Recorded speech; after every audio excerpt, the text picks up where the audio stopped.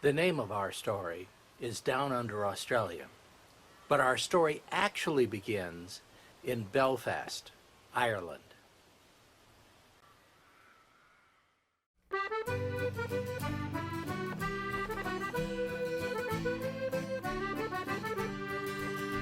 In a neat little town they call Belfast, apprentice to trade I was bound. And many's the hours sweet happiness I spent in that neat little town, till bad misfortune came o'er me that caused me to stray from the land, far away from my friends and relations, to follow the black velvet band. Her eyes, they shone like the diamonds, you would think she was queen of the land, and her hair hung over her shoulders, tied up with a black velvet band.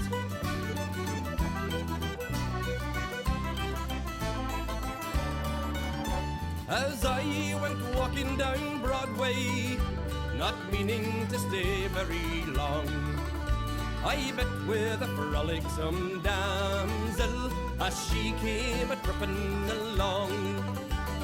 What she pulled out of her pocket, she slipped it right into me hand. Then the law came and put me in prison, bad luck to her black velvet band. Her eyes, they shone like the diamonds, you would think she was queen of the land, and her hair hung over her shoulders, tied up with a black velvet band.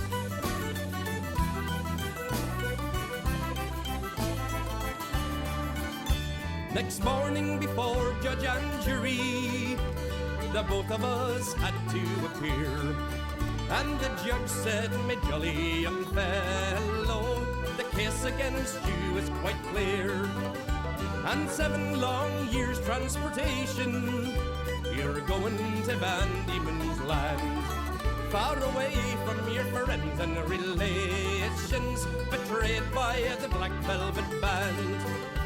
Her eyes, they shone like the diamonds, you'd think she was queen of the land, and her hair hung over her shoulders, tied up with a black velvet band. So come on, you jolly young fellas, you should all take a warning from me, and whenever you're out on the liquor, me lads, beware of the pretty colleagues. They'll fill you with the whiskey and porter until you're not able to stand, and the very next thing that you know, me lads, you'll be sent off to Van Diemen's Land.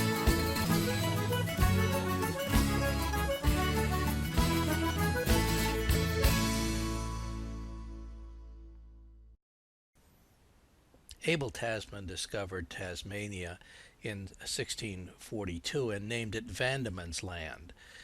He was no fool. Van Diemen was the governor of Indonesia, and he was sailing for the Dutch.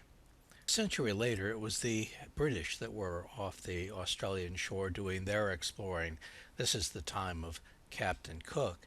But if you'll notice, they hadn't circumnavigated Tasmania really until nearly 1800.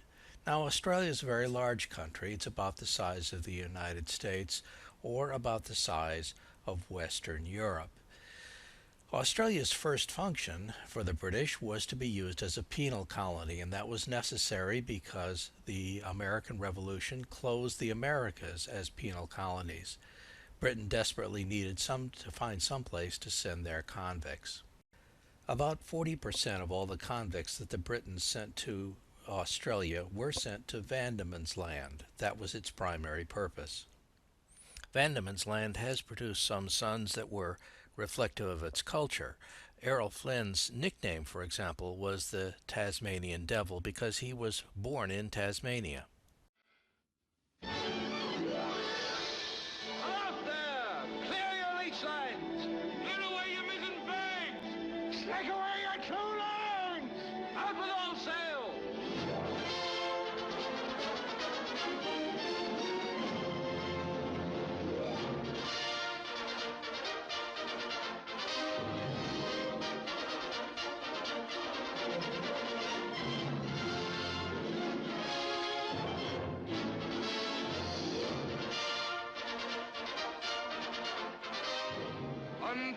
glorious saga of the boldest buccaneer the world has ever known, Warner Brothers bring you the flaming story of the Seahawk. Flynn described his mother's family as seafaring folk. However, there's no indication, no evidence that he actually descended from any of the bounty mutineers, as he claimed.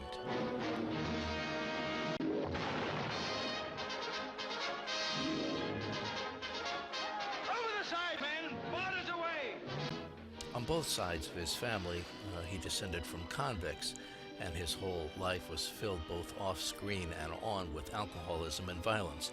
He was expelled as a child from several schools.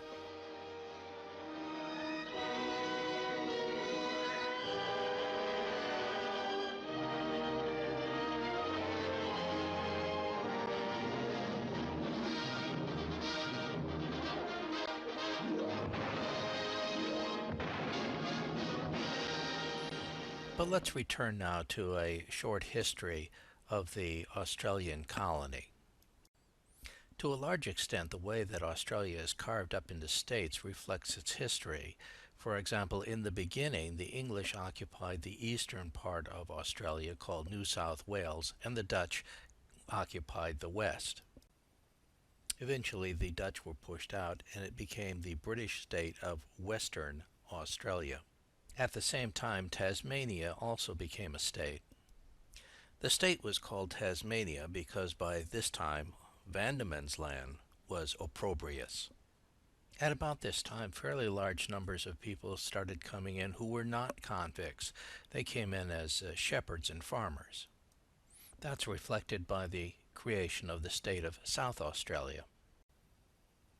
At one time, the Australian economy was entirely tied to sheep and sheep shearing.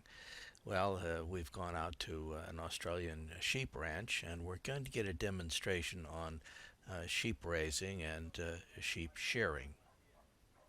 Moving sheep. Hop up there. And so you've probably heard the saying. Yeah, right up. Sometimes people follow like sheep. And that's the way. Out on the board, the old shearer stands, grasping his shears in his thin bony hands. His bleary eyes are fixed on a blue-bellied yo, saying, if I get your gal, I'll make the ringer go. Click go the shears, boys, click, click, click. Wide is his blow and his hands are moving quick. The ringer looks around and he's beaten by a blow, and he curses that old snagger with the blue-bellied yo. In the middle of the floor, in his cane-bellied chair, sits the boss of the board with his eyes everywhere. He notes every fleece as it comes off the screen, paying close attention at its took off clean.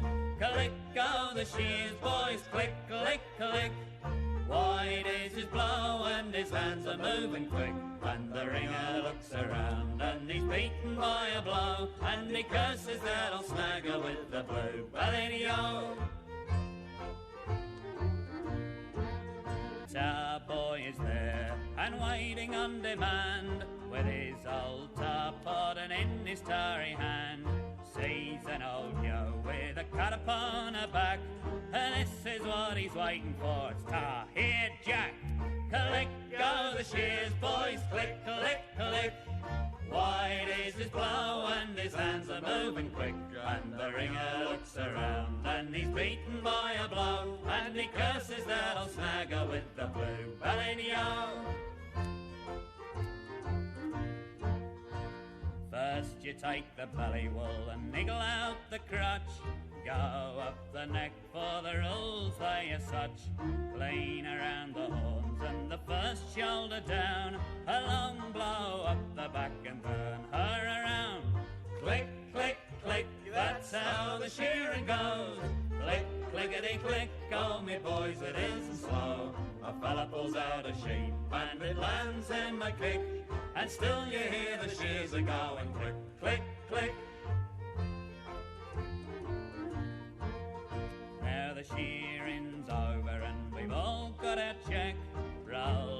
your swags and we're off along the track. The first pub we come to, it's there we'll have a spree. And to everyone that comes along, it's have a drink on me.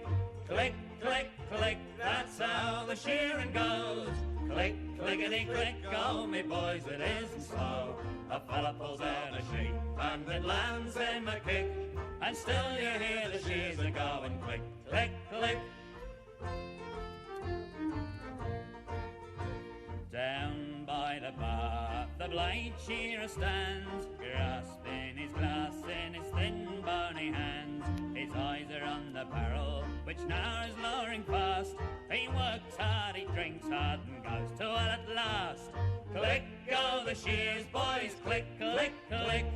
Wide is his blow, and his hands are moving quick. And the ringer looks around, and he's beaten by a blow, and he curses the old snagger with the blue ballady-o.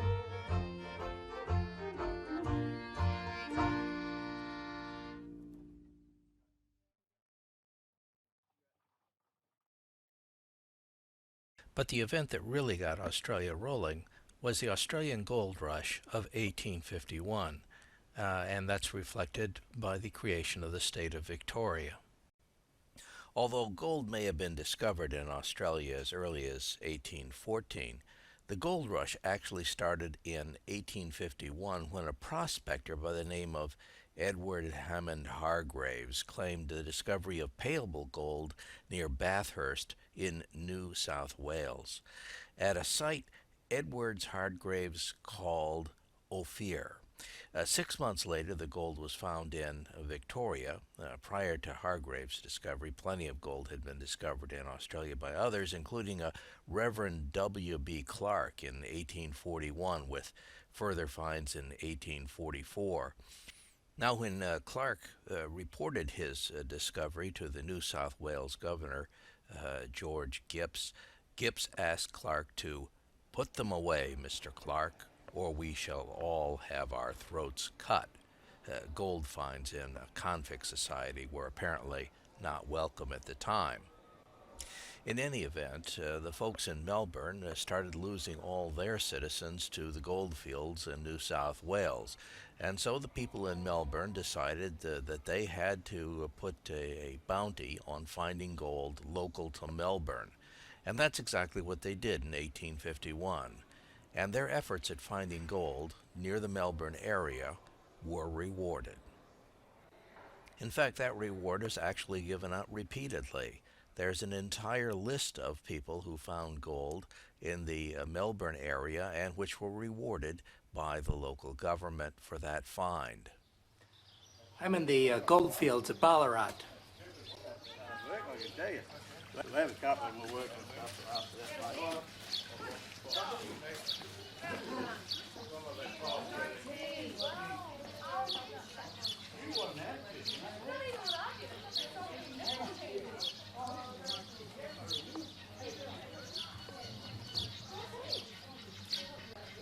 The city of Ballarat found itself at the center of the gold strike in Victoria. The techniques that were used for gold mining are the classic techniques for surface mining that you found out in the California Gold Rush of 1849. Remember, this occurred just immediately after the 1849 Gold Rush, and so the technology is essentially the same. Not only that, many of the miners are essentially the same. Many of the miners that were working in Ballarat had come from the United States and had experience in the California gold fields. The techniques in demonstration here include the ubiquitous panning for gold, and this is a gold cradle. It's still in use. You can still find gold with it. There is still gold in Ballarat that can be found and is found from time to time. As a matter of fact, a section of Ballarat, the section we're in, is called Sovereign Hill. And basically what it does is it recreates the atmosphere and gold mining techniques of the early gold rush days.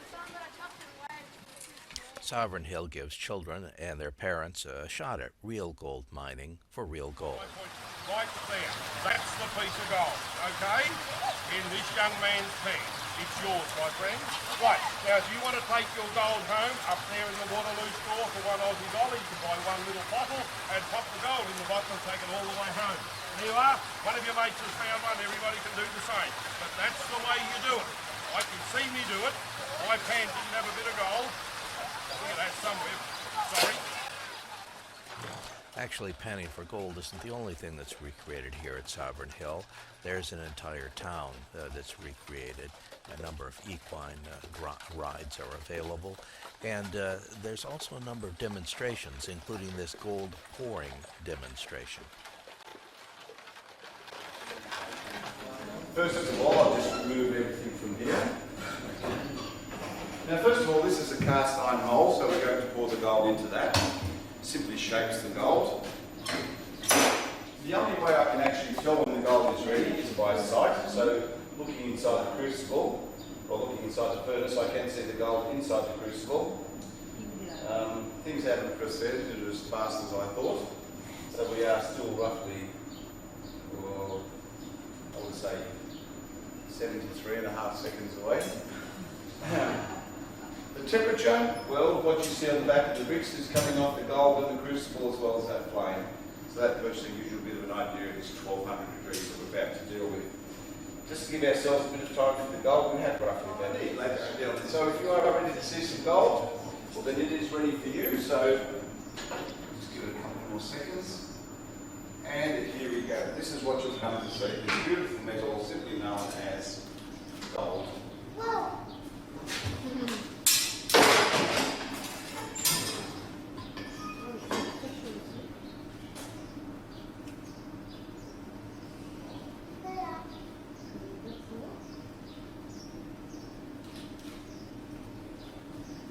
Now, of course, as you look inside the crucible, what you also now see is that 1200 degrees of temperature.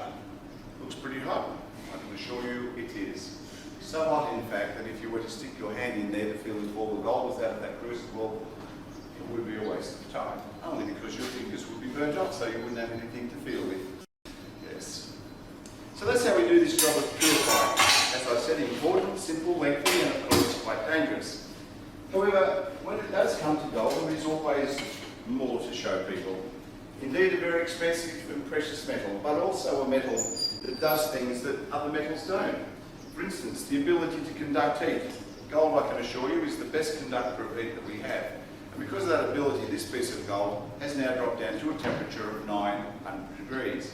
It is simply transferred or conducted the heat through itself. The heat has gone into the base of the mould, as you can see, and that now gives this gold a reason for that heat loss. But it becomes solid quickly and is now quite solid. So, there's the gold for you to see. Now, just to prove that it's solid, I have a stick of wood. And of course, at 900 degrees, it is, of course, rather warm. Well, actually, really hot. Just the heat coming out of the gold is the only thing setting that stick on fire. So yes, we still have to be very, very careful. Of course, gold has to have a reason to lose heat, but unfortunately it's sitting here on this tray at the moment cooling naturally, which means that there isn't any reason for the gold to lose any heat, which also means that we are now sitting here for about 2 or 3 hours waiting for something to happen. Now, of course, we can't sit here for that amount of time, because of course there are other things to see and do. So what I am going to do is hopefully give this gold another reason to lose more heat, simply by placing it into this tub of water.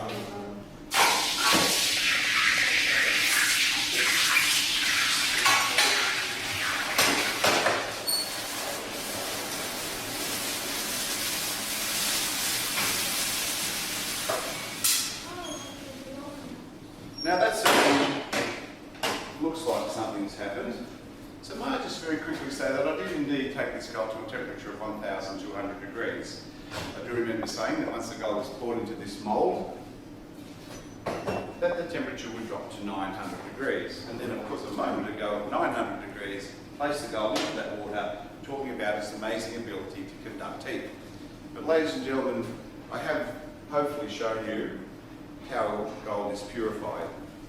But so far I've only spoken in theory about how gold will conduct heat, haven't I?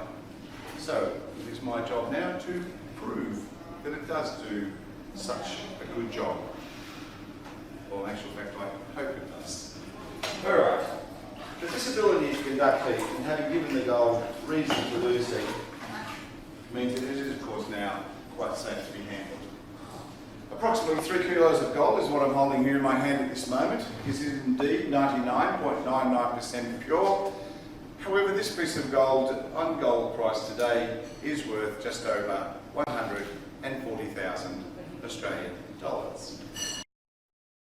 Gold mining in Ballarat became very popular, and the result was a huge influx of population and a huge influx of crime. The local constabulary and military were basically overwhelmed by what there was to do. And the fact that there were Americans here was an additional problem because the Americans had 6 shooters, whereas the constables generally had only 1 shot. So the constables were actually outgunned. In addition, the Americans tended to agitate against the British government, and finally the constables discovered that they could actually make more money gold mining than they could properly doing their jobs as constables. This led to 2 results. First of all, the constables tried to increase their wages as much as they possibly could in various criminal ways, and secondly, many of them actually left for the gold fields. Those that left for the gold fields usually had to be replaced, and the only major source of manpower was down in Vandeman's land. That's right, people who had been convicts all of a sudden become constables in Victoria in the gold mines. And the result of that, of course, is a rather corrupt police force. The Ballarat mines eventually went underground looking for more gold. And the major problem with finding gold in these deeper mines was the water table. It had to be pumped out. So large hydraulic pumps were brought in, and the water table was substantially lowered so that they could get to the gold. The mine tunnels themselves were lined with timber in order to make them safe, and the result of that is that huge amounts of timber had to be brought in. The result of all this mining, of course, was that substantial, very large nuggets of gold were in fact found in the Ballarat area.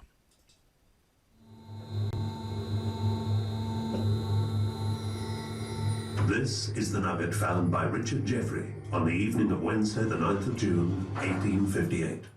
He was one of the mine's 22 Cornish owners. Ballarat's gold yield had seriously declined, and the discovery of this spectacular nugget provided welcome relief, so it was named the Welcome Nugget. Found at a depth of 60 meters and weighing almost 69 kilograms, it was the world's largest mass of gold in a virgin state ever found. It is still the second largest behind only the Welcome Stranger, also discovered in Victoria. The Welcome Nugget was sold, sent to London, and melted down for coins known as sovereigns. Today, it would be worth millions of dollars. You may now walk to the end of this tunnel and exit the mine.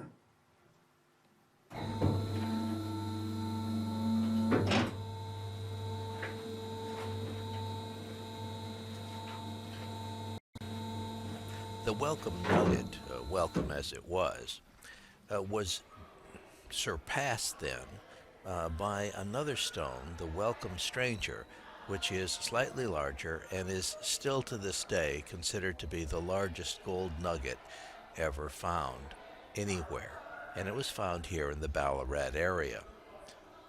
Gold mining from the time of the gold rush to the time of about World War I continued, and approximately $14 billion worth, in today's currency, $14 billion worth of gold was extracted from this area.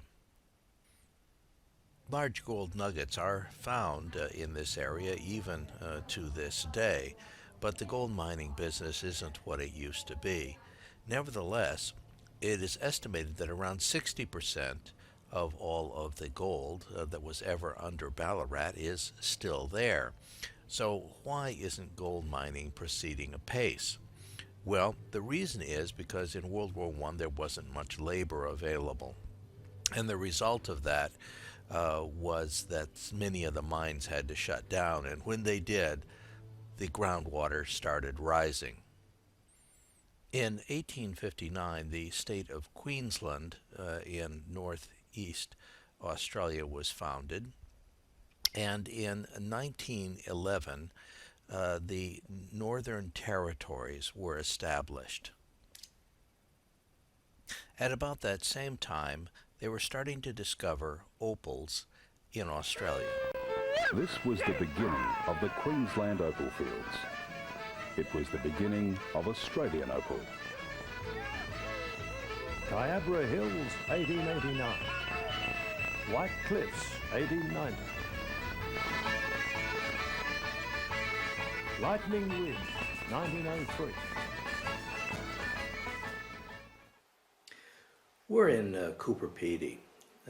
At Coober Pedy, they discovered opals. Actually, a young boy discovered opals in 1915. Well, the rush was on after that, and everybody came out here. In this neighborhood, for example, there are now something like 250,000 mines that are scattered around the countryside. In any event, that's what made Coober Pedy important.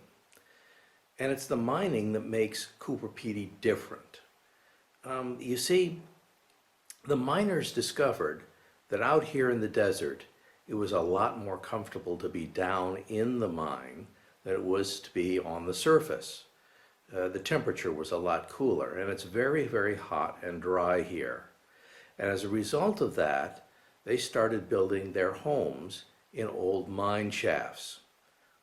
I'm staying in the underground motel. Yes, this room is underground. Young Willie Hutchison certainly had reason to be pleased with himself. He had just discovered the richest opal field in the world.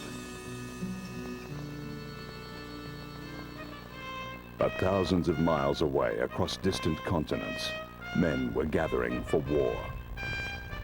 For the next 4 years, only a handful of miners could be found chancing their luck in the new field. After the war ended in 1918, there was a rush of men to the diggings.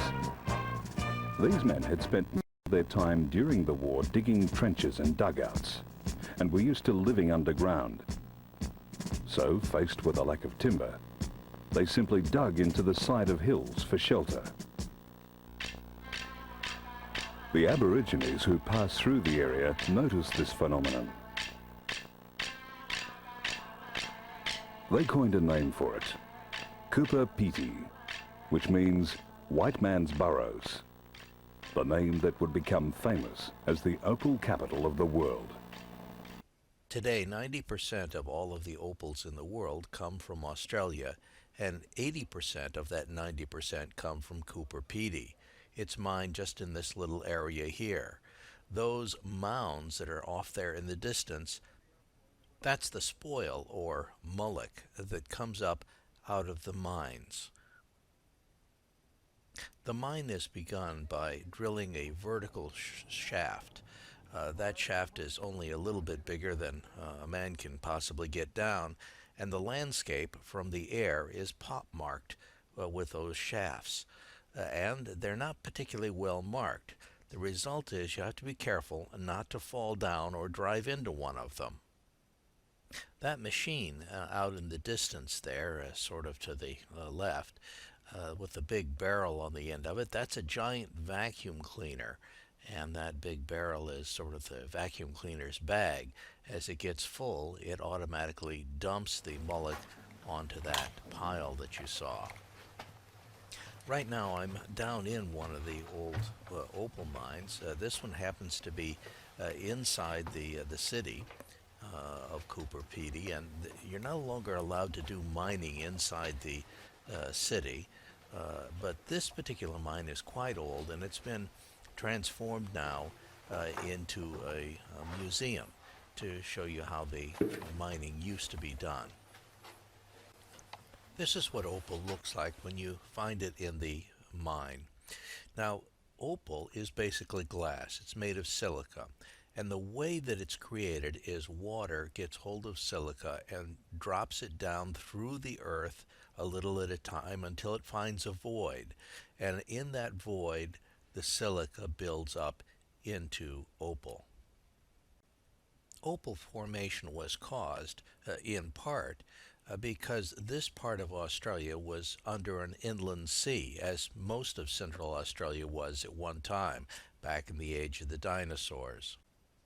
Because fossils are formed in much the same way, when some of the dinosaurs died and fell to the bottom of the inland sea, their bodies were not just fossilized, they were opalized.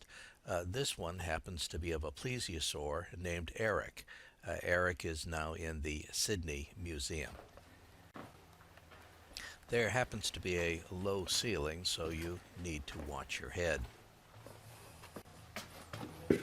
Although mining operations are no longer going on inside the city limits of Coober Pedy, opals are still being found within the city limits.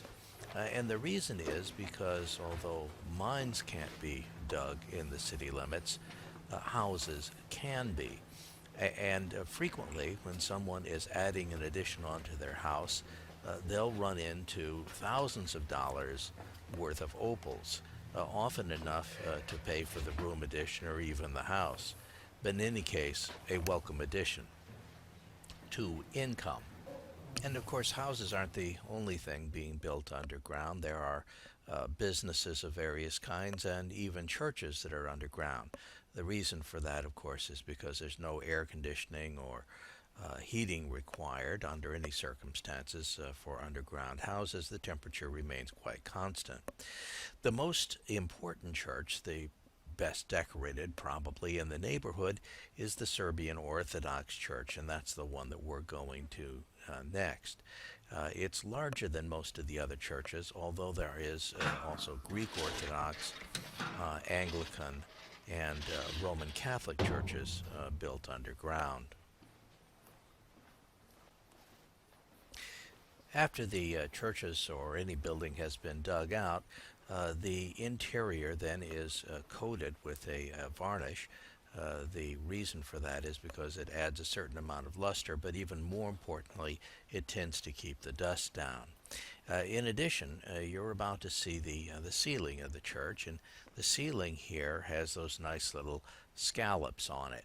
And those scallops were naturally created by the kind of digging machine that they used, which was circular.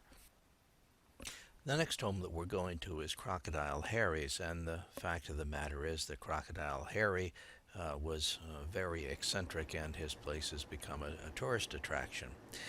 Harry died a couple of years ago, but his place has appeared in many movies, including the Mad Max Beyond Thunderdome and various others.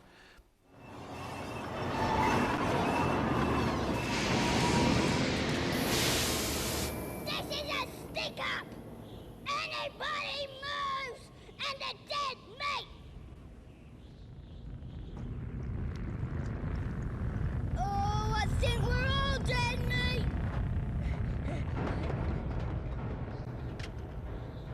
This is from near the end of Mad Max Beyond Thunderdome.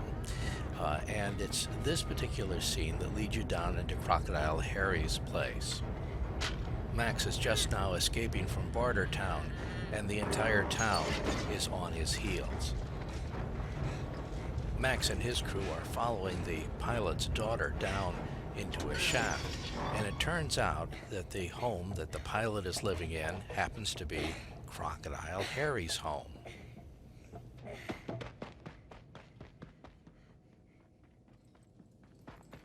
Dad, within me! Dad, within me! Okay, son. Quick, get in the plane! Quick, Okay, get in darling. the plane! I warned you, Dad! Follow me! This way!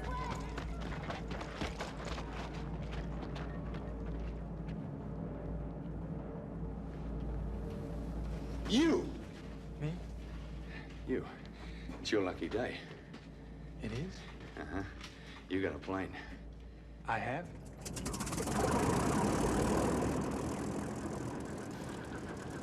It might just save your life. You will?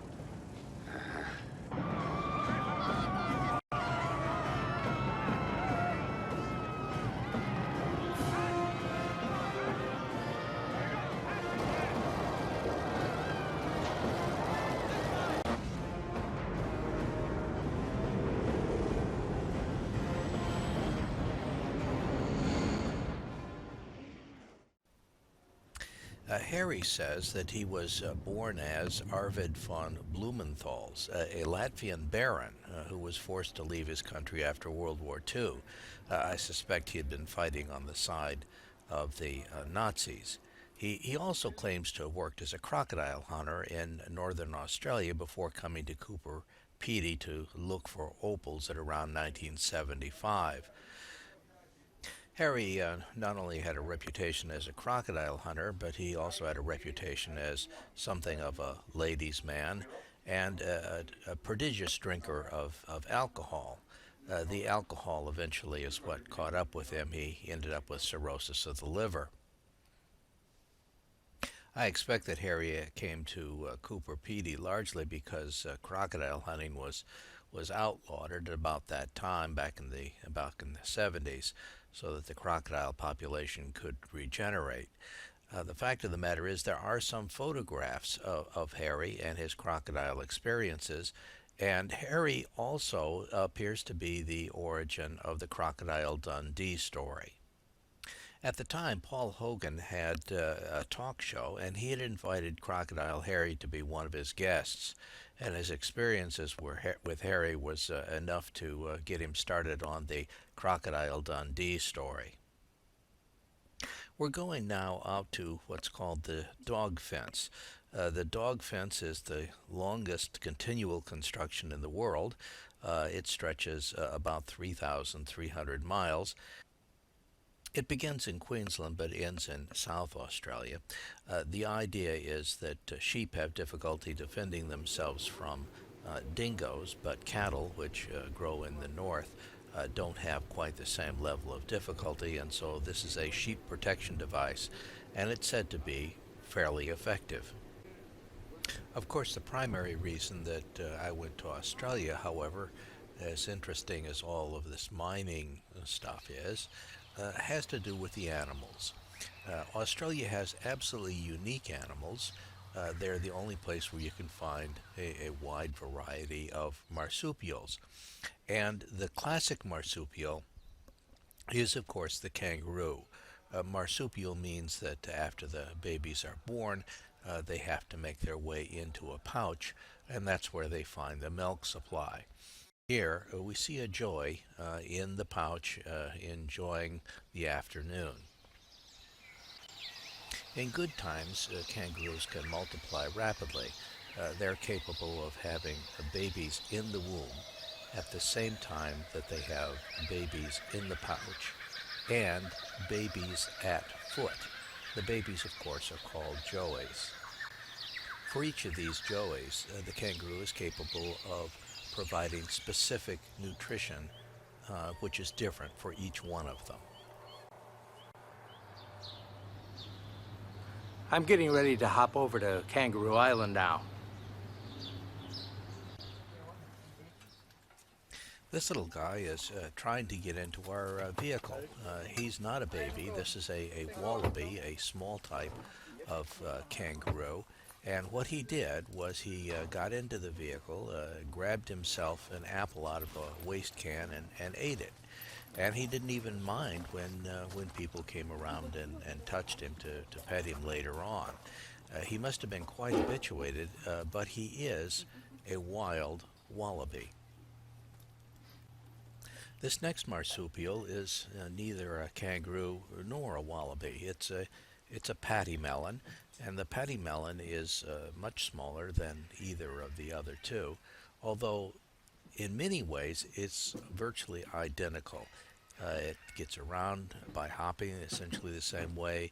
It has joeys, it has a pouch, and so forth. It's just that it's only about the size of a very big rabbit. Next we have a wombat. You can think groundhog here, but it's much bigger. It's closer to the size of a beaver. This particular wombat is named Lily. She was raised by two little girls, and she just loves to be held and cuddled. As a matter of fact, that's the highlight of Lily's day. The wombat's close cousin is the koala, which you're probably quite familiar with. Like a wombat, a koala has a downward pointing pouch. You can see the pouch quite clearly on this one, and I believe that there is a joey in there. And both the wombat and the koala have a plate on their backside, and the koala uses that plate to sit up comfortably in the trees for long periods of time.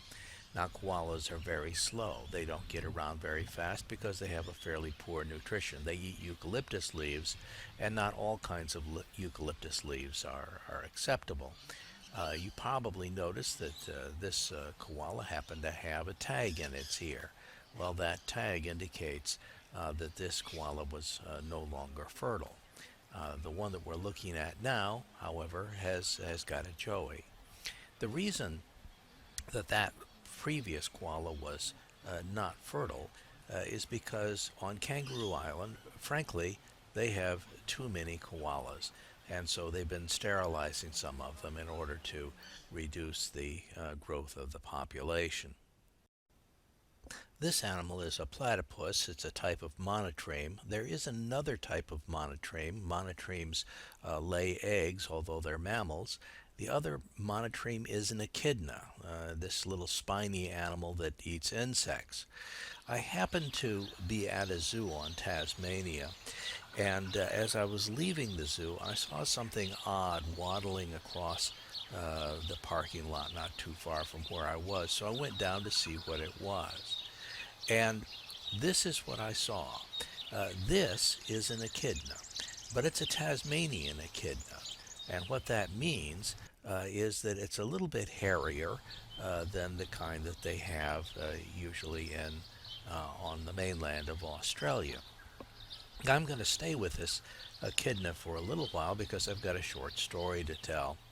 As I was following the echidna was trying to avoid me and keeps walking away, and that makes taking pictures a little bit more difficult. He got to the edge of the zoo, and shortly you're going to be seeing a chain link fence that he runs up upon, and he can't go any further once he's cornered by that chain link fence. Of course, I can get slightly better pictures, but this is probably the only footage that I know of an echidna trying to break into a zoo. Something that you clearly don't expect to see in Australia are penguins. These are little penguins, that's their name. They're 8 inches or maybe a foot tall, something like that.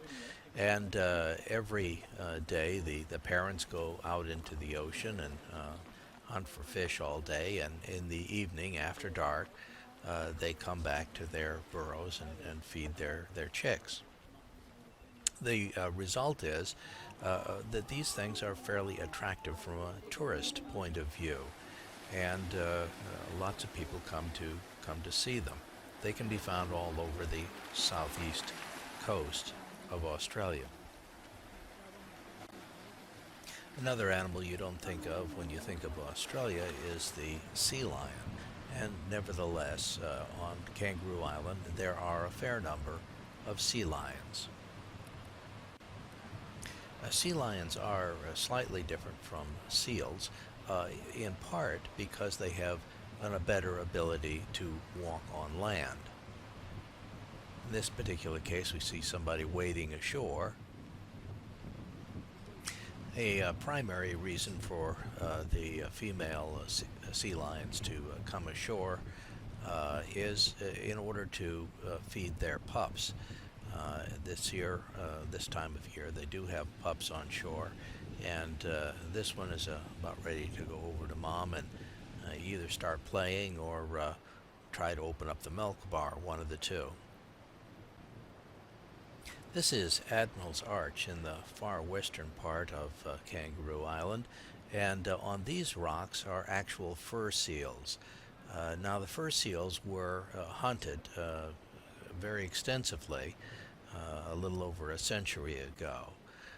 The effect of that hunting, for as far as the little penguins was concerned, was important because seals and sea lions both eat little penguins. And the result was that by reducing the seal and sea lion population, the little penguin population was greatly benefited. Now, if you're interested in protecting little penguins, you've got a problem, because the seals and sea lions are no longer being hunted, and the result is that the little penguin population is now dropping. As I was leaving the Admiral's Arch, I happened to see a tiger snake. Now that tiger snake is extremely venomous. It's one of the top poisonous snakes in the world. This particular one is sunning himself in the sand as best as he can. He's got his neck flattened like a cobra does when a cobra is getting ready to strike, but I think in this case he's just trying to warm himself more effectively. This next animal is what the Australians call a goanna. It's just a type of monitor lizard is all it is, and either the goanna or the monitor lizard would like to see this next animal. It's a tawny dragon, and the tawny dragon could be lunch for either one of them. The next animal that I'm going to is an insect. It's an ant, and this ant is called the inch ant. Or perhaps in Australia now they ought to call it the 2-centimeter ant, because they're going to the metric system. In any event, it's very much like our fire ants. It can both sting and bite, and it's extremely painful. It's also fairly aggressive, and here's one that's got himself a centipede for lunch. Next, I'm going to bats. This is the southern bent-wing bat coming up. We're at the Naracoote caves, and this is one of only 2 places where the southern bent-wing bat exists. These are breeding colonies, and if something were to happen to this particular cave, these bats would be basically out of business. But I'm at the Naracoote caves in South Australia for a slightly different reason. I'm at the Naracoote caves, and the fellow behind me is Diprotodon. Think of him as an overgrown wombat. Used to be lots of large creatures like this in Australia. In the deep past, Australia had birds even too large for Sesame Street, 10 feet tall and 1,500 pounds. The biggest bird ever known, even bigger than Madagascar's elephant bird, which became extinct about 500 years ago. This bird probably became extinct because it tasted like chicken. Millions of years before man set foot on the Australian continent, the landscape was dominated by huge beasts. We had a whole range of large animals, a bunch of giant kangaroos and huge wombats the size of small cars. And at that time it was kill or be killed, and it was pretty well cutthroat. At the top of the food chain was a vicious killer. Much of what scientists knew about this creature, however, was simply speculation. I have absolutely no doubt that an animal the size and bulk of Thylacoleo could have pulled down much larger animals, bigger than itself, like a giant wombat, Phascolonus, the size of a small car, or giant herbivorous kangaroos. That's the sort of creature that would have been fodder for Thylacoleo. The picture of a remarkable creature is beginning to emerge. A creature so unusual it has no close relative in today's animal world. This is one of the most fascinating mammals I think it's ever been discovered. It's an animal that's full of paradoxes. There's nothing quite like it exists anywhere else in the world.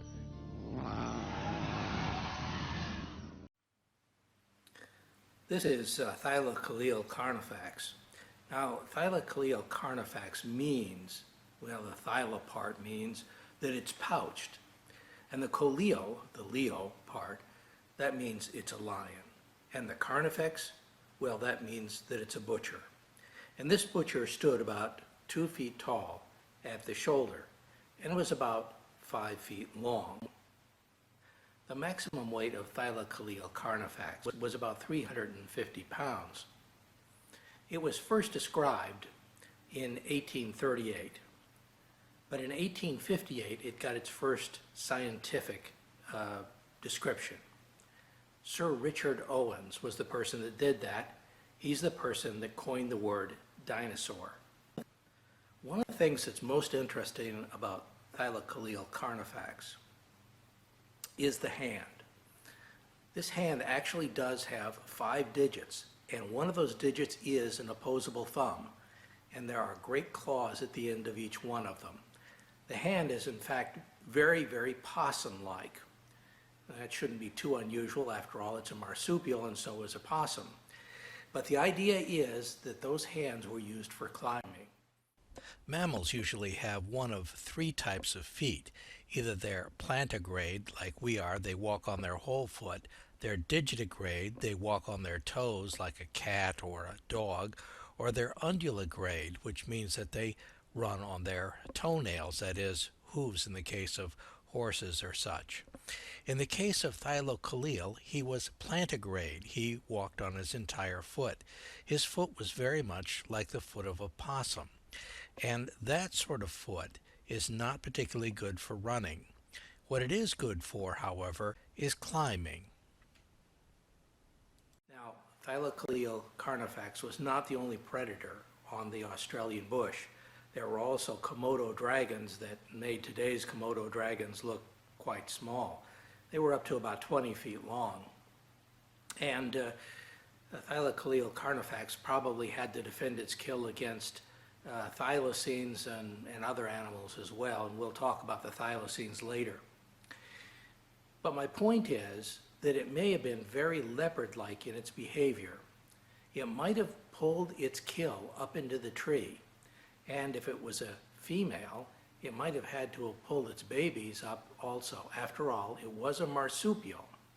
In some ways, this animal was very cat-like. For instance, those claws that I told you about, those were retractable claws, and that means they could keep sharp. Extra good for climbing, extra good for getting hold of things. One of the things that Thylacoleo had that no modern animal really has is those 2 front incisors, and no one really knows how those were used. They could have been used to puncture the prey initially and then draw the meat back into the mouth, where those shearing teeth in the back come into play, and it might have been able to lop off big chunks of meat that way.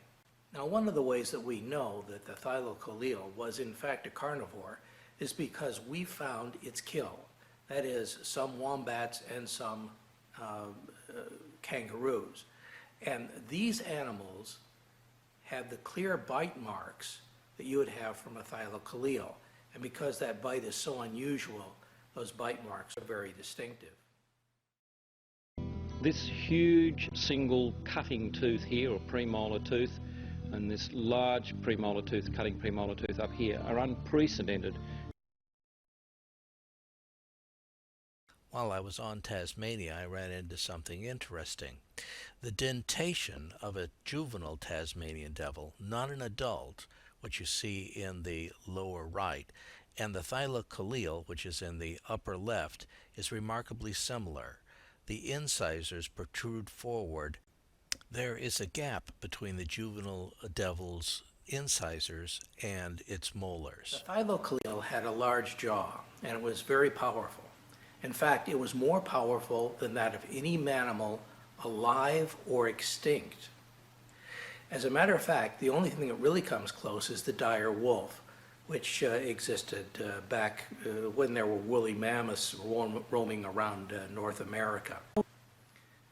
Now, we know that the bite strength was that strong because of a study that was done, and it was published in the Proceedings of the Royal Society, Series B. Now that was published in March 2005.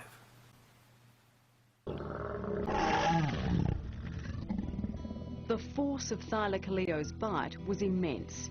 Its jaw muscles were so powerful that it could outbite every known mammal, living or dead, including the extinct saber-toothed tiger.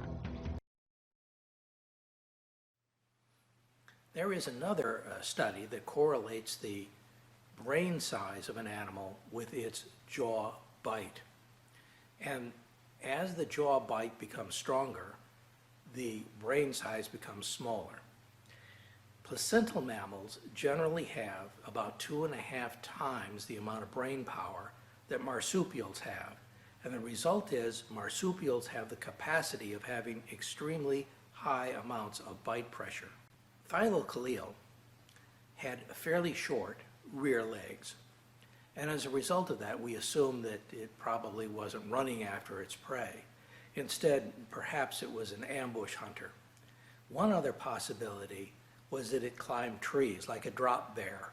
And like a drop bear, it waited for its victim to get underneath, and then it jumped on top of the back of the victim and killed it. Interestingly enough, those stories about a drop bear originate with the Aborigines of Australia.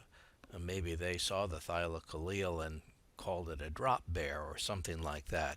In any event, there are carnivorous marsupials that do drop out of trees and kill their prey, like this quoll, for example. Brain endocast studies show that the Thylacoleo had good vision, good ability to smell, and good hearing. All three very important for a predator. The Thylacoleo was almost certainly run into extinction by people one way or the other. People probably didn't go out and kill the Thylacoleo, although that is a possibility. It is possible that people killed off all the animals that the Thylacoleo depended on. Or it is possible that humans brought in dingoes, which they did, and that the dingoes killed off their prey. The Thylacoleo's closest relatives today are the koala and the wombat. Recent DNA studies suggest that the wombat is actually quite closely related.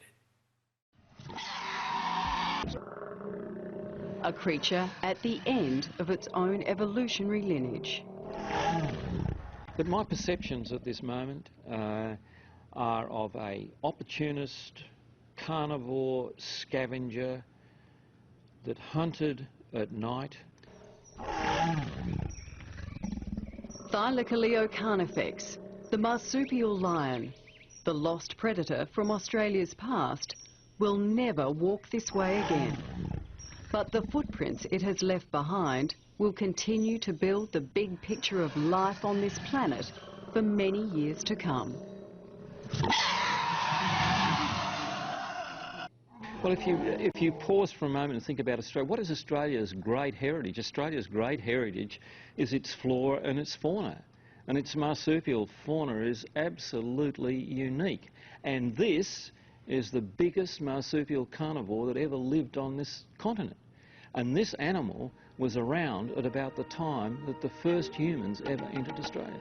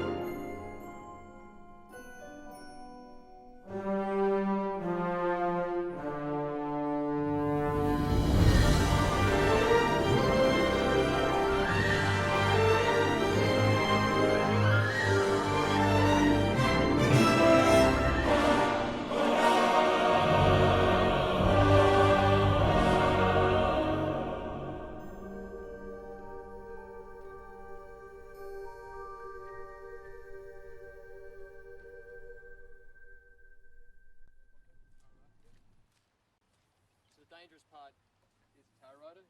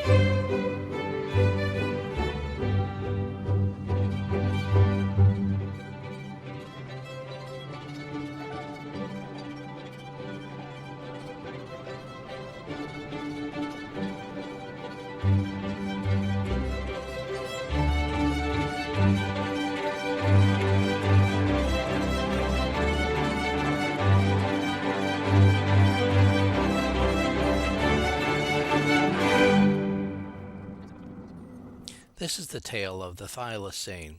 Now, thylacines go by a large number of common names, but the most often used name is the Tasmanian tiger. The scientific name is Thylacinus cynocephalus, and what that means is dog-headed pouched one. Length is about 9.5 feet, including the tail.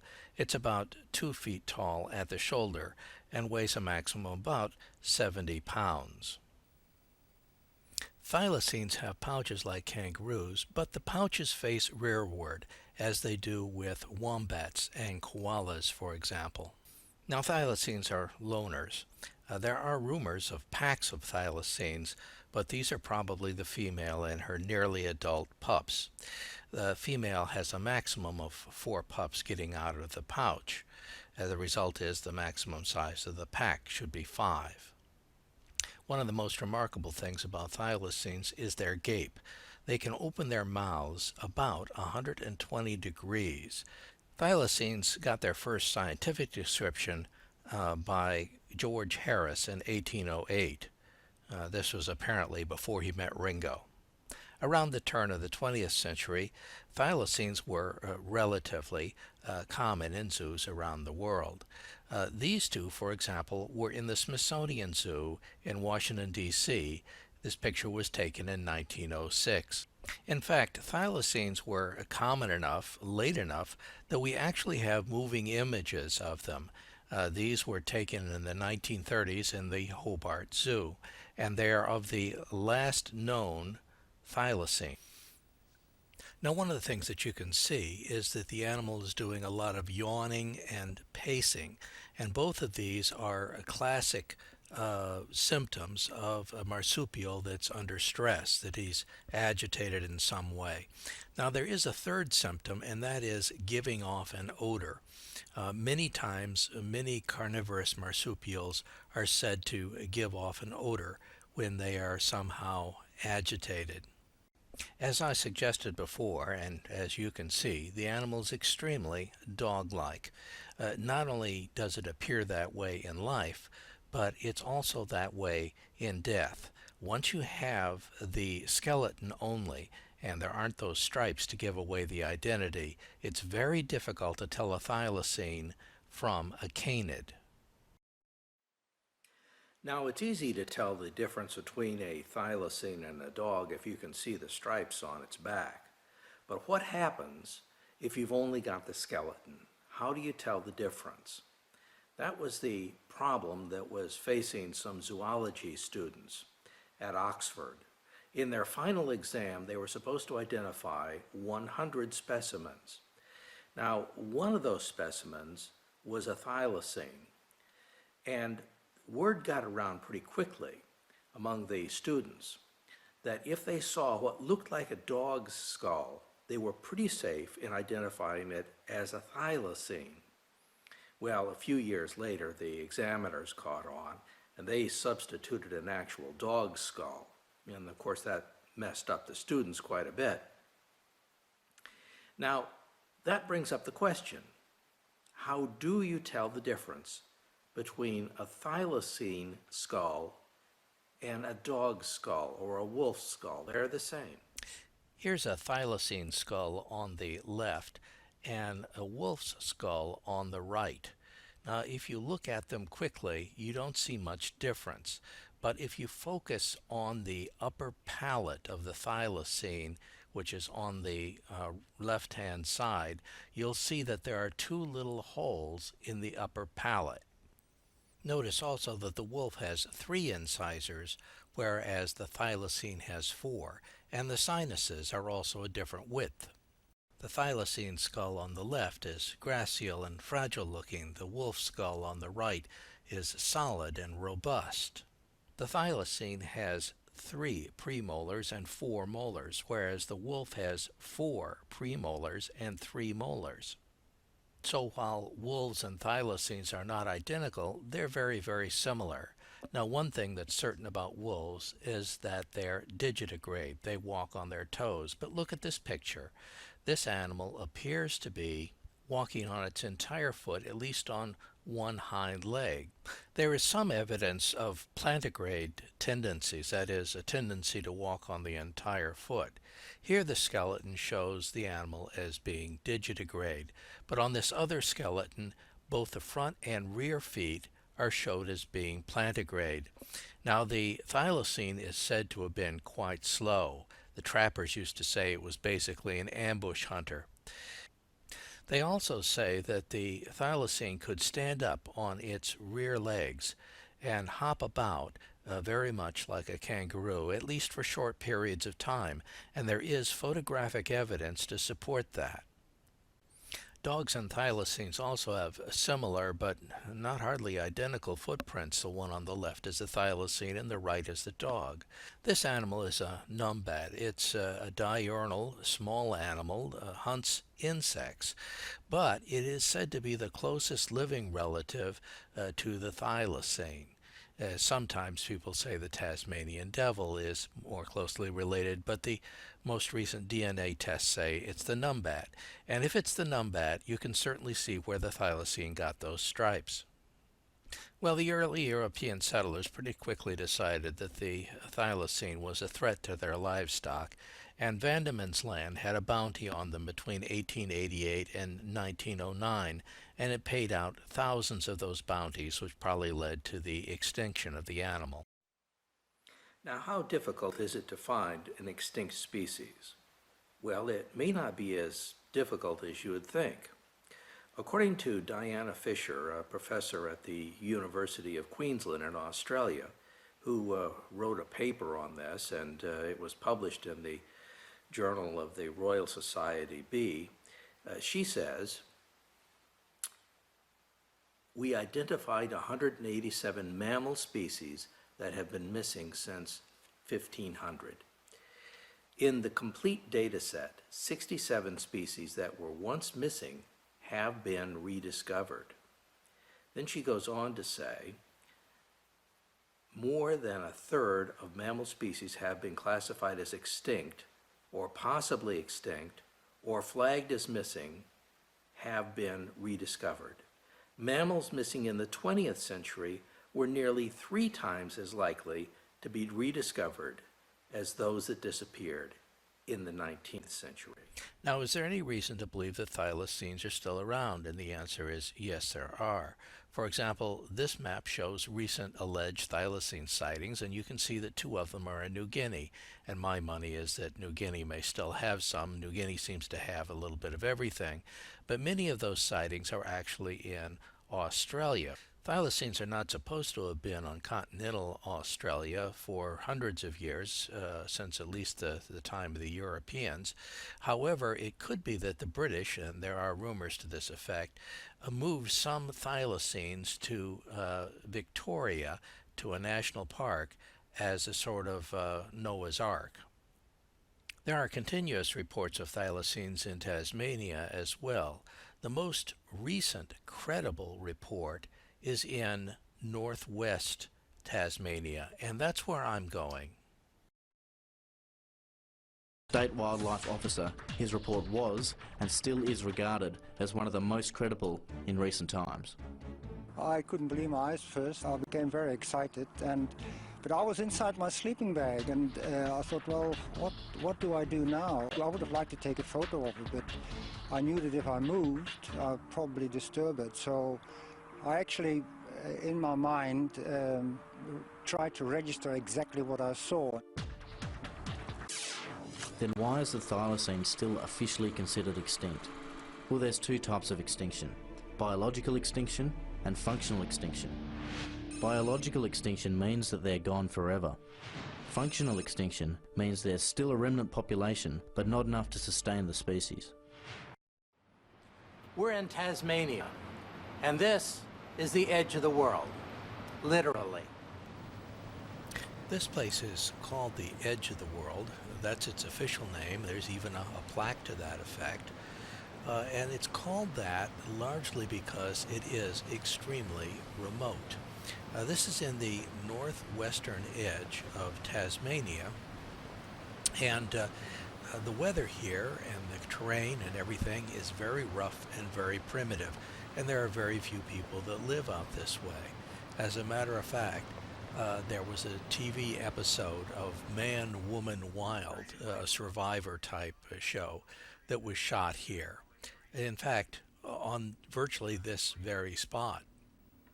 The big city at the mouth of the river, and it's the Arthur River that we're going to be on, that leads into the sea. The big city on this spot has a permanent population of 26. And Tasmania is further south than you probably imagined. Those waves that you saw breaking into the coast, those waves came all the way from Argentina. There's no land between Argentina and Tasmania. Africa does not extend this far south.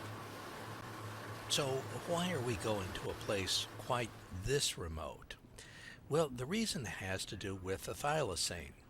If you're going to find a thylacine, you have to go where they might be.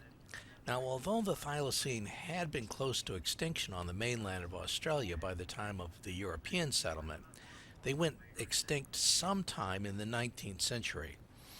And they survived into the 1930s on the island state of Tasmania.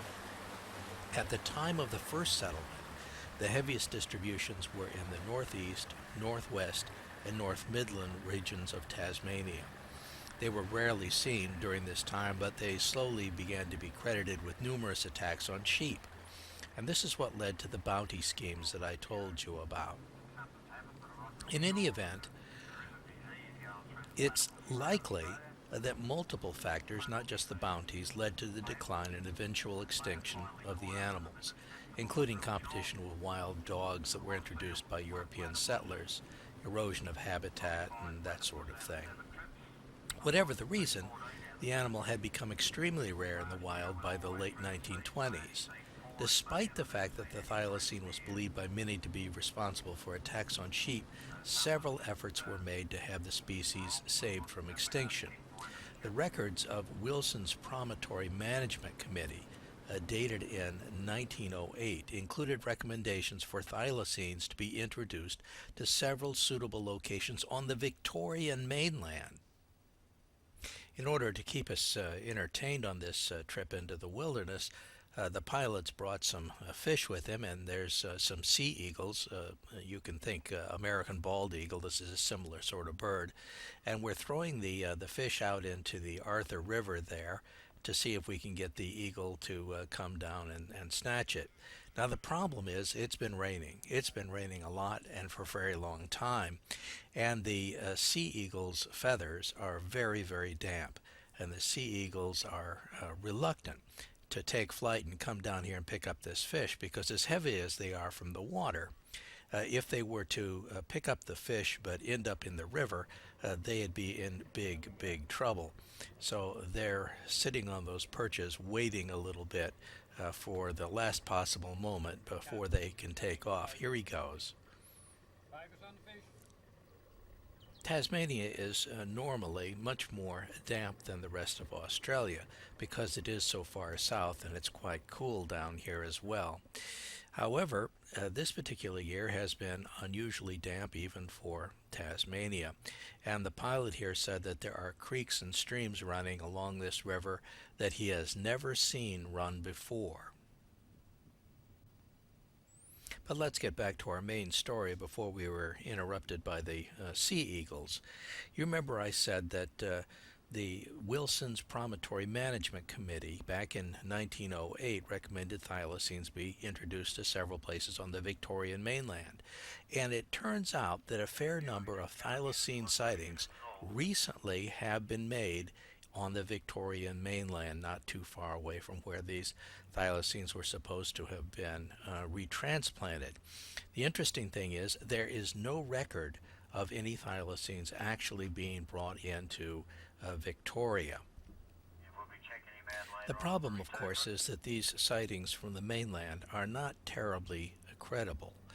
They're not supported by expert testimony, at least not as expert as you'd like, or by good photographic images.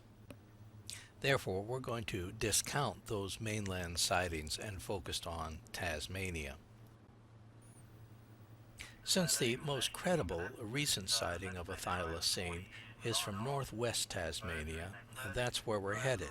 Now that's interesting because you see that same committee I was talking with you about, in 1928 the Tasmanian Advisory Committee for Native Fauna recommended a reserve to protect any remaining thylacines with potential sites of suitable habitat, including the Arthur Pyman area of western Tasmania, and that is where we are.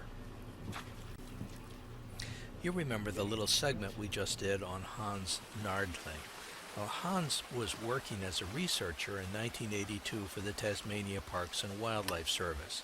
Actually, he was from South Africa and he was an expert on hyenas.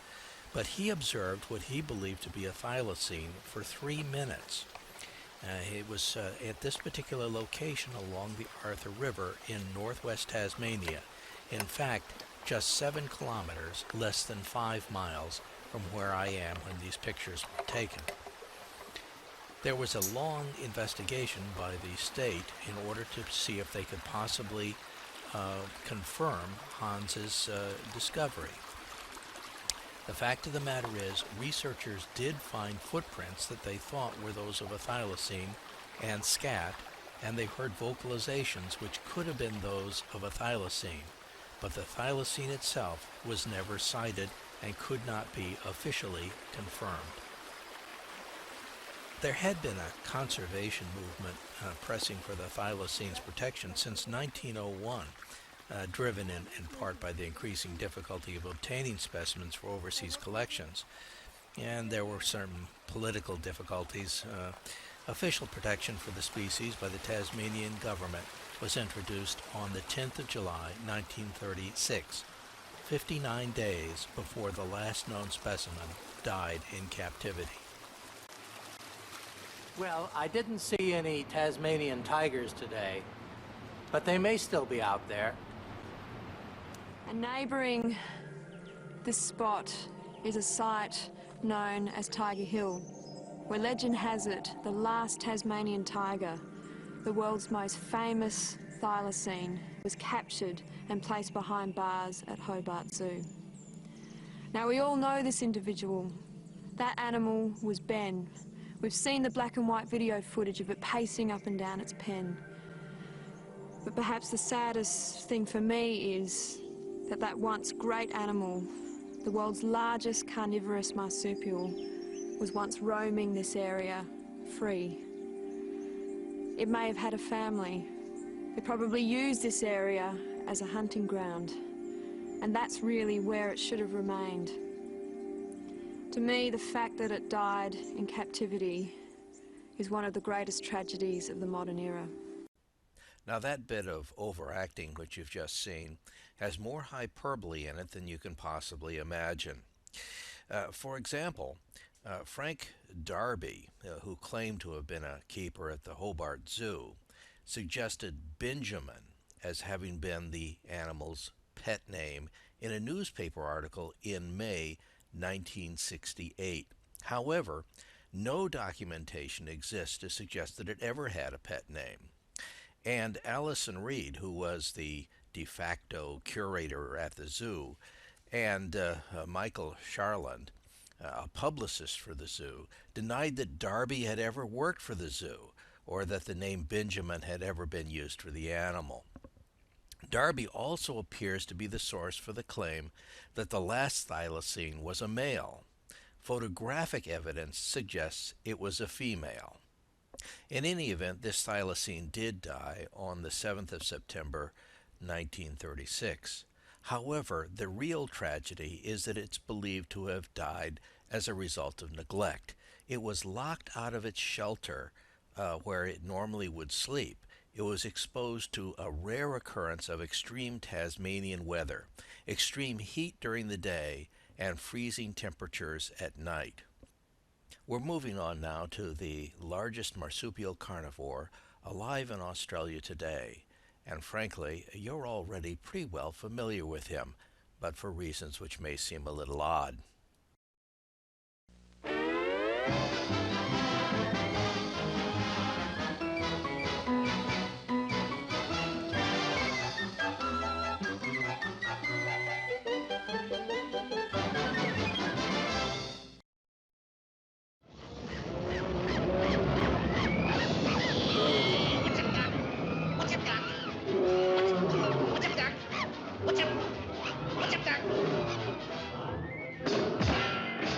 What's cooking?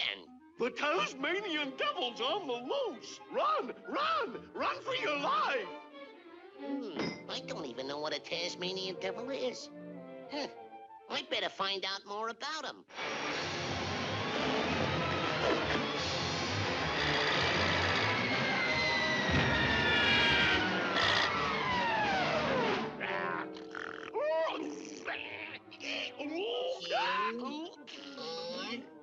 Q-R-S-T. Tasmanian. Here it is. A strong, murderous beast. Jaws as powerful as a steel trap. Has ravenous appetite. Eats tigers, lions, elephants, buffaloes, donkeys, giraffes, octopuses, rhinoceroses, mooses, ducks. Rabbits. Rabbits? It doesn't say rabbits here.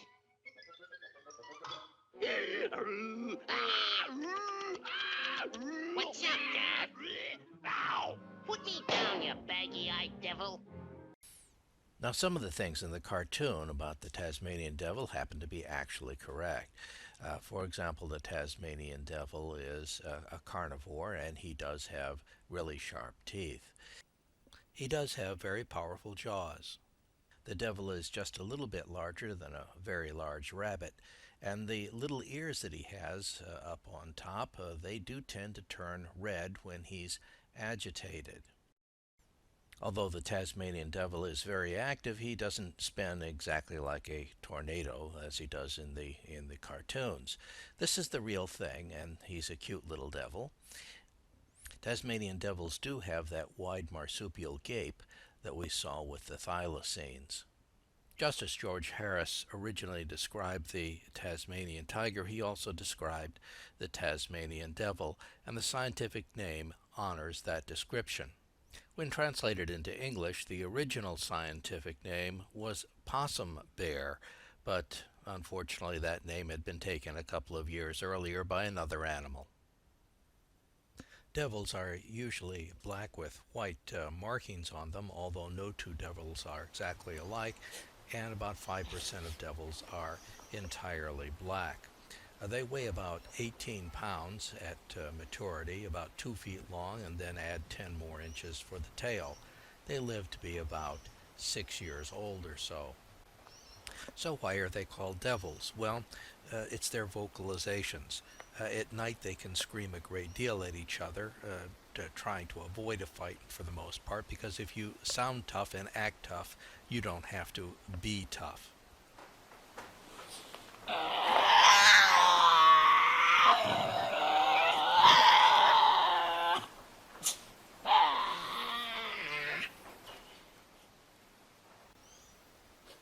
The fact is, when there's a real ruckus, those devils can be heard from miles away.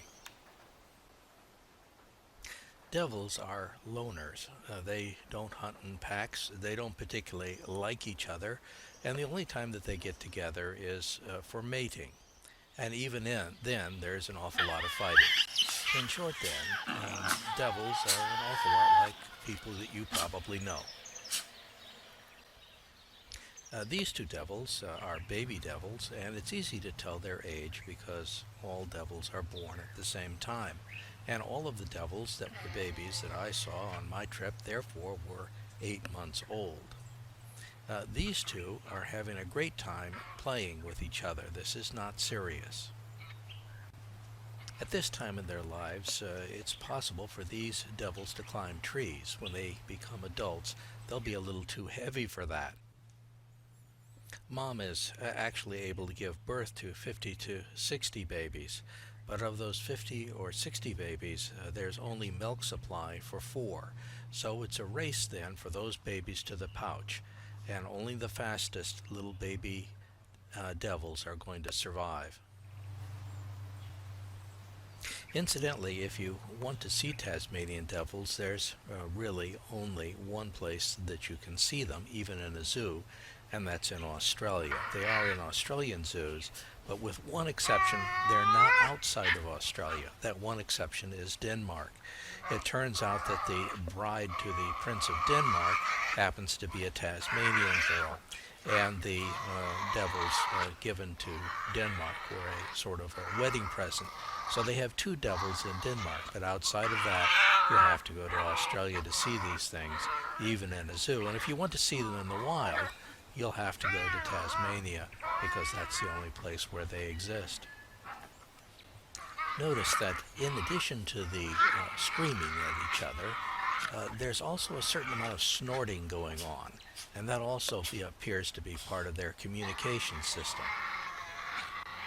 Next, we're going to be looking at devil feet. As you can see, devils happen to be plantigrade like we are. They walk on their entire foot. And this skeleton that you're about ready to see, that shows the same thing, that the devil walks on his entire foot. There is something very unusual about the devil's gait, however. The front paws move independently, right, left, but the hind legs tend to move together. That is, both hind legs push off at the same time. And the result is you get this kind of a strange little devil gallop.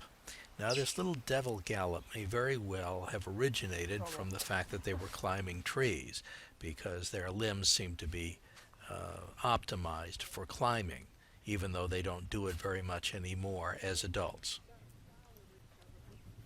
Well, we're moving on to feeding behavior now, as you can see. These devils are playing nice because they all know each other. But a devil can eat about 50% of its weight in 20 or 30 minutes. That would be a little bit like me eating about 400 quarter-pounders in 20 or 30 minutes. Yeah, maybe I can do that. On a pound-for-pound basis, the devil's jaws are extremely powerful. Pound for pound, they're 4 times stronger than your average dog, or about twice as strong as your average wolf. In fact, you can get about as much pressure out of a devil's jaws as a hyena can develop on a pound-for-pound basis. And that makes a certain amount of sense because devils are basically the trash collectors of Tasmania. They eat not only the meat, but the bones, the fur, and everything else that you can possibly imagine. Devils perform the job of vultures because there aren't any vultures in Tasmania. They eat the bones too? Yeah. You start to hear them crush through the bone now. It's always soft tissue first. They work from the inside out. And now it's heading onto the bone and the fur that you'll hear get crushed up. It's very obvious if you go for a bushwalk. You'll always identify devil droppings. They've got a lot of fur and a lot of bone through them. Actually, echidna quills found in one not long ago. So they will pass pretty much anything through their system. So oh, must be rough passage. Must be.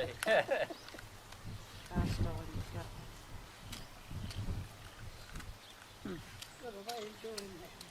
And they are definitely a garbage disposal unit. So they, well, that's good, really. If they're, yes, very important niche to have. They don't leave anything out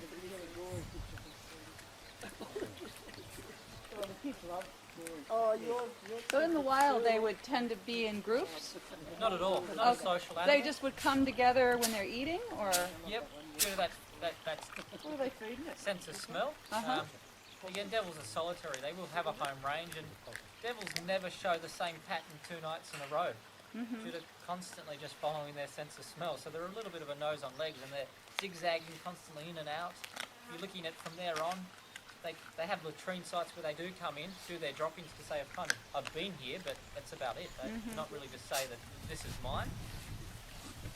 Are they territorial? Not at all. No territorial species. So they just can keep wandering to other males may have to disperse within the next few months. You might see more devils due to they're starting to disperse more and more to establish themselves in an area where there's more females around. So breeding season then starts. Behaviours start anywhere from December onwards, but February, March is breeding season, and this is where young devils now, within the next couple of weeks, well, a couple of months, no, not even a couple of months, December, young devils start to disperse and become solitary animals. So you may see some young devils out and about. Again, this time of year though, becomes a big problem. 2,000 to 3,000 devils per year are still killed on our roads. Yeah. On top of an 82% decline, this all becomes a big problem for the species. So do they eat carrion mostly, or will they kill small animals? Anything really, whatever's there. If there's no carrion, well, they're going to have to hunt. So insects and moths, all the way up to wombats or wallabies or so on. Birds, eggs, everything comes in handy for the They devil. won't hunt in pack like Not at all. together. Not at all. No social structure like a pack animal. There's no hierarchy. There's no alpha male or alpha female. It's who's hungrier than the other. It changes every day. The foxes here? Within the last 10 to 12 years, there is enough evidence to prove that we do have the European red fox. No quarantining the boats 10 to 12 years ago. You've got the highest density of red fox in Port Melbourne, and this is where there's just too much scientific evidence to prove that there are foxes now. Hopefully only a small population, and we will hopefully try and eradicate the species before they pop up, but no one's ever been able to successfully eradicate the European red fox, so that is the biggest problem today. The fox is here. Because they weren't here. Well, there's not enough. The last 182 years, we believe, 180,000 devils. They can head down a wombat burrow, they can head down a fox den, keep Tasmania fox free, but now that they are in danger due to disease, we believe over 200 sightings last year of the fox. But again, you are looking at, we can get devil numbers up, we can prevent the fox from establishing. Oh, breakaway! It's a breakaway! Now, these 3 are some old males. You can tell because they've lost most of the fur on their tails. Now, that's not something that happens naturally and normally just with the passage of time. No, actually, there's a cause for it. You see, what happens is when the males and the females are breeding, the female goes down into his burrow, they breed, and then he keeps her from getting out of the burrow for 21 days. He does that to make sure that all of the babies are his. Otherwise, if she gets out, she'll breed with other males, and some of those babies might not be his. Well, while he's blocking the burrow with his rump, she's tearing him up from the other side, and he's got to keep her in there for 21 days to guarantee the babies are all going to be his, and that's why he's lost all that hair on the end of his tail. In Tasmania, the weather tends to be cool and damp, but even on cool and relatively damp days, devils have a tendency to overheat pretty easily. That's part of the reason why they hunt at night. They prefer those temperatures. But during the day, you can frequently see them in water. As a matter of fact, they've been seen swimming the Arthur River. They can swim a span of at least 150 feet across. So far, these devils that you've seen have all been confined in some way at breeding facilities or zoos or whatever.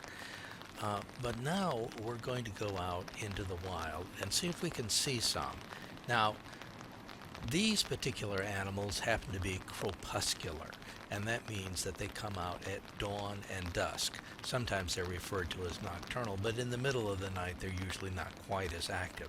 Crepuscular is the better term for it. And we're going out in a wild area along the Arthur Pieman Reserve in northwest Tasmania in order to find an area that's sufficiently isolated so that the devils are likely to come out at night. We'll be able to attract them. Now, going out and looking for devils in the wilderness is probably a lost cause. So what we're going to do is we're going to try to bring the devils to us. So we've got some meat here for the devils to eat, and we're dragging it to the location where we're going to stake it out. And hopefully the devils will pick up the trail.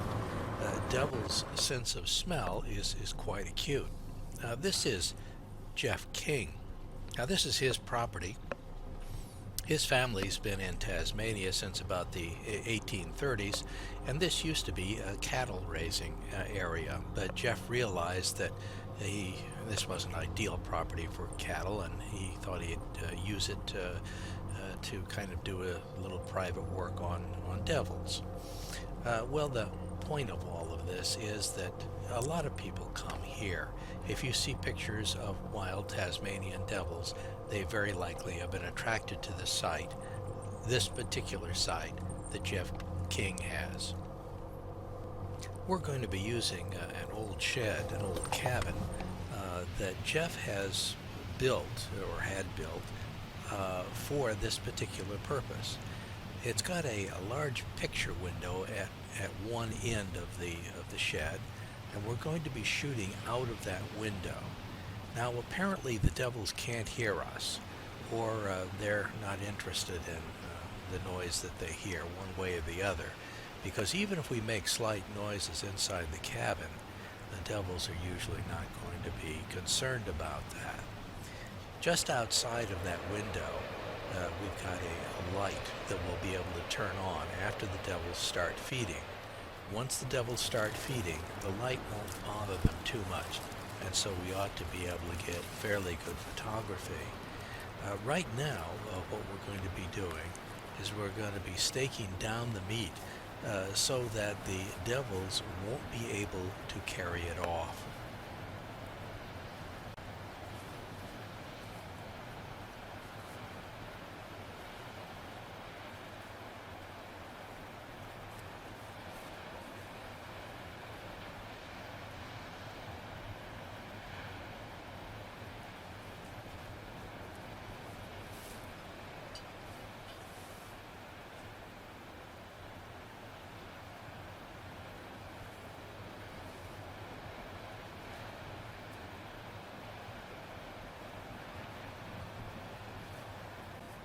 Now, sure enough, eventually a devil does come. It's a little bit dark. We haven't turned the lights on fully because the devil is at the edge of the light. Now, the fact of the matter is that this devil is not coming forward for some reason. Perhaps he's not hungry. It's raining outside, and it's possible that the sounds of the rain have it a little bit disturbed or a little bit frightened.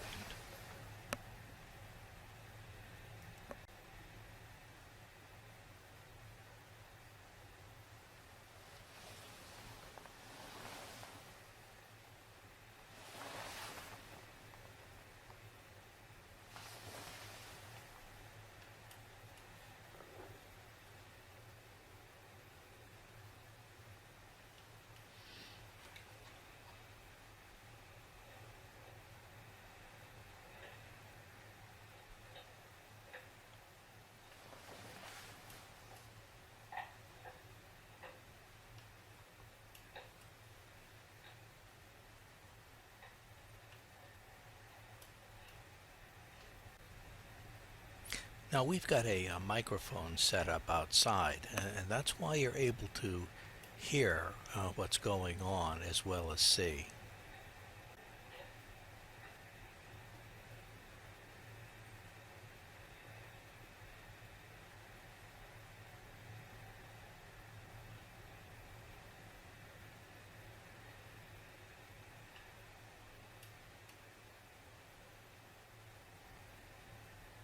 Now look at that.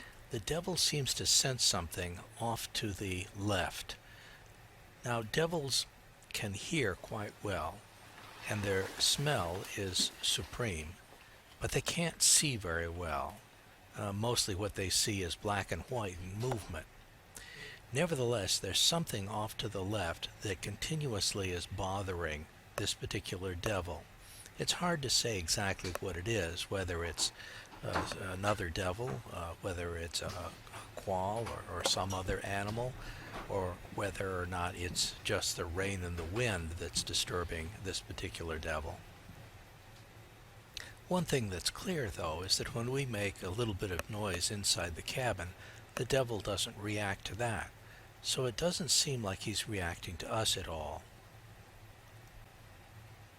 Over the course of the years, devil populations have gone up and down repeatedly. Now, shortly after the Tasmanian tiger was extinct, people started worrying about the devil and what was going to happen, and so in 1941 it was declared to be protected. And there was a population explosion of devils. They increased dramatically up until the 1990s. Then in 2009, the devils were declared to be endangered again, this time because of disease. The basic problem may be genetic diversity. Tasmanian devils have very little of it, and the fact of the matter is that one Tasmanian devil is almost a clone of another Tasmanian devil, and that makes disease capable of running through them rather rapidly. The disease in this case is a facial cancer, and as you've seen, devils are very bitey little animals, and when one that's diseased bites another, it tends to inject the cancer cells into the other animal. We know that the disease originated in a female devil in eastern Tasmania.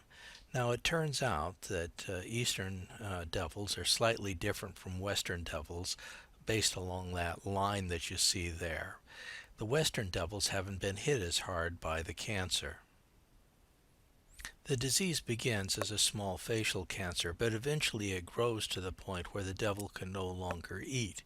When that happens, the devil dies of starvation.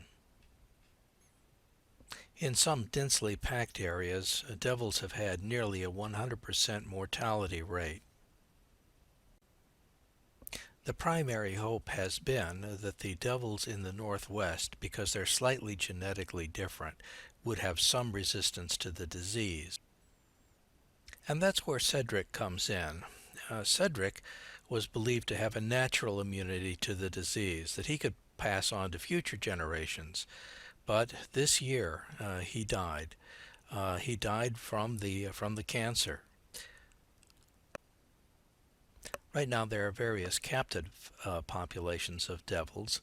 that are disease-free, and there are some wild devils that are disease-free as well, and some have been sent out to islands and other locations where it's believed that they're unlikely to pick up the facial cancer.